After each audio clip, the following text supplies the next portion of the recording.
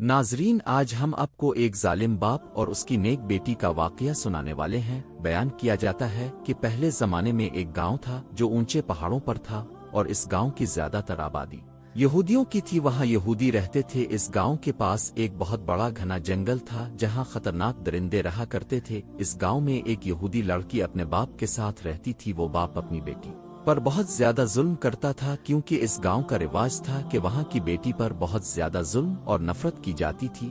और इस लड़की की माँ भी नहीं थी। वो बेचारी अपने घर के काम किया करती थी और खेतों की भी देखभाल किया करती थी। उसके अलावा इसके पास बकरियां भी थीं जिनको चराने के लिए वो पहाड़ों पर ले जाया करती थी। एक दिन वो बकरियां ले कर पहाड़ों पे चली गई। इसने बकरियों को चराने के लिए छोड़ दिया और खुद एक पेड़ के नीचे बैठ गई। इस लड़की को नींद आ गई और वो सो गई। जब इसकी आँख खिली तो इतनी देर में इसकी सबसे प्यारी बकरी न जाने कहाँ चली गई थी। इसने देखा कि इसकी सारी बकरियां तो मौजूद हैं, लेकिन इसकी सबसे प्यारी बकरी गायब हो चुकी है। वो परेशान होकर बकरी को ढूंढने लगी। इतने में एक तरफ से बकरी की आवाज आने लगी। इस लड़की ने बकरी की आवाज का पीछा किया। इसने देखा कि एक पेड़ के नीचे वो बकरी बंधी हुई है और पानी पी रही है। वो हैरान हुई कि मेरी बकरी को यहाँ किसने बांधा है। वो लड़की पास गई तो देखा वहां पर एक झोंपड़ी बनी हुई थी। झोंपड़ी के अंदर कोई बुजुर्ग बैठे हुए थे और इस बुजुर्ग का चेहरा नूरानी था। जब इस लड़की ने अपनी बकरी को खोलना चाहा और अपने साथ ले जाना चाहा तो वो बकरी वहां से हिलने को तैयार नहीं थी। वो लड़की बोली, ए मेरी प्यारी बकरी, किया तो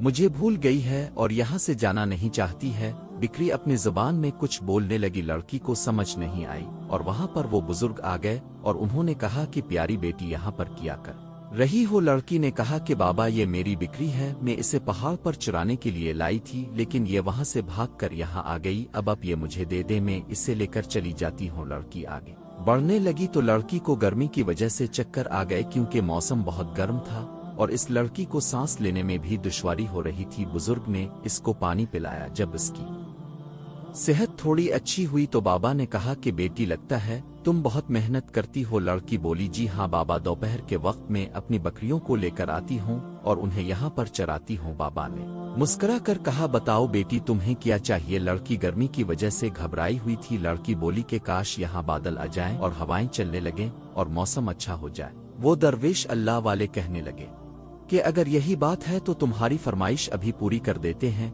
इसके बाद इस बुजुर्ग ने वुजू किया और अपने हाथों को बुलंद कर दिया और अपनी जुबान में कुछ मांगने लगे। लड़की ने गौर से सुना तो वो कह रहे थे कि अल्लाह हमारी दुआ और इस लड़की की दुआ कबूल कर ले। अल्लाह पाक हमारी दुआ सुन ले। वो बाबा दुआ करते जाते और रोते जाते यहाँ तक कि उनकी पलकें गीली हो गई। वो पूरी तरह गिड़गिड़ा के अल्लाह ताला से दुआ मांग रहे थे और वो यहूदी लड़की इस बुजुर्ग को देखकर परेशान हो रही थी और सोचने लगी कि जिंदगी में बेशुमार लोगों को देखा है, लेकिन इस तरह किसी को मांगते हुए पहली बार देखा है। और अजीब बात तो यह है कि वो ना जाने किससे मांग रहे हैं। उनका रोना बहुत ही अजीब और मुख्तलिफ है। लड़की परेशान होकर और खौफजदा होकर इस बुजुर्ग को देख रही थी, क्योंकि वो एक यहूदी लड़की थी। इस लड़की ने अपने चारों तरफ देखा कि अचानक वही सूरज जो अपनी आंखें दुखा रहा था, वो सूरज कहीं जाकर छप गया है। हवाएं जो बहुत ज्यादा गर्म थी ठंडी होने लगी। ऐसा लग रहा था कि कहीं पर बर्फ गिर रही हो। जंगल ठंडा हो गया। जंगल में हवा बढ़ती जा रही थी और पुरसुकून मौसम हो गया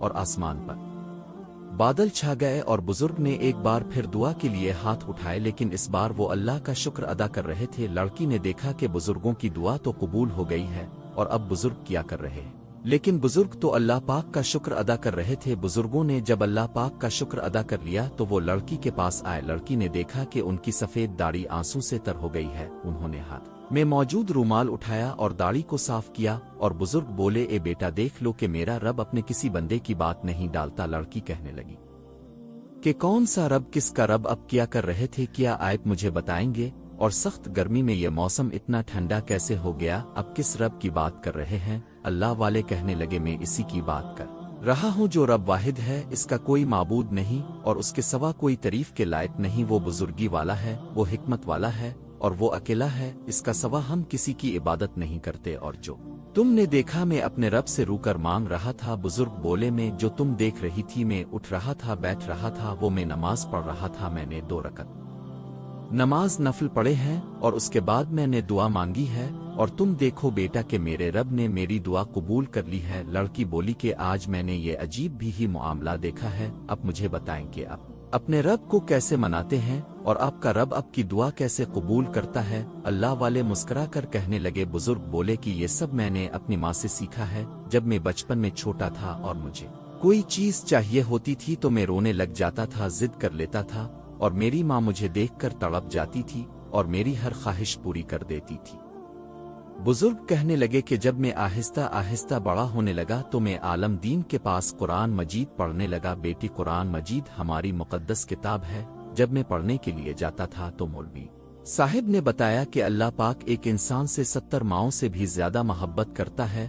بزرگ بولے کہ تب سے ہی میں نے یہ بات اپنے دل میں بٹھا لی۔ میں کوئی بھی جائز دعا کی خواہش کرتا ہوں تو اللہ پاک پوری کر دیتا ہے۔ میں اللہ پاک کی عبادت کرتا ہوں اور اللہ پاک ایک انسان سے 70 ماؤں سے بھی زیادہ محبت کرتا ہے جو اللہ پاک پہ یقین رکھتے ہیں اور اللہ پاک کے نیک بندے ہوتے ہیں۔ اللہ پاک ان کی دعا کبھی بھی رد نہیں کرتا۔ لڑکی یہ سب سن کر حیران ہو کر بولی کہ کیا مطلب بابا؟ مجھے اور میری بکریاں کو اور یہ درخت، زمین، آسمان، جن پرند سبھی اللہ پاک نے بنائے ہیں؟ تو بزرگ مسکرا کر کہنے لگے جی ہاں بیٹی، یہ سب ہی اللہ پاک نے بنایا ہے۔ لڑکی بولی اے بابا، کیا آپ مجھے وہ کلمہ سکھا سکتے ہیں جو لوگ مسلمان ہوتے ہیں تو پڑھتے ہیں؟ بابا جی مسکرا کر بولے بالکل بیٹی، اب وضو کرو، میں آپ کو کلمہ پڑھاتا ہوں۔ بزرگ نے لڑکی کو کلمہ پڑھایا اور لڑکی مسلمان ہو گئی۔ اس اللہ والے نے اس لڑکی کو نماز پڑھنے کا طریقہ بھی سکھا دیا تھا۔ وہ لڑکی ایسے خوش تھی جیسے اس نے سب کچھ پا لیا ہے۔ اس کے بعد لڑکی اپنی بکریوں کو لے کر اپنے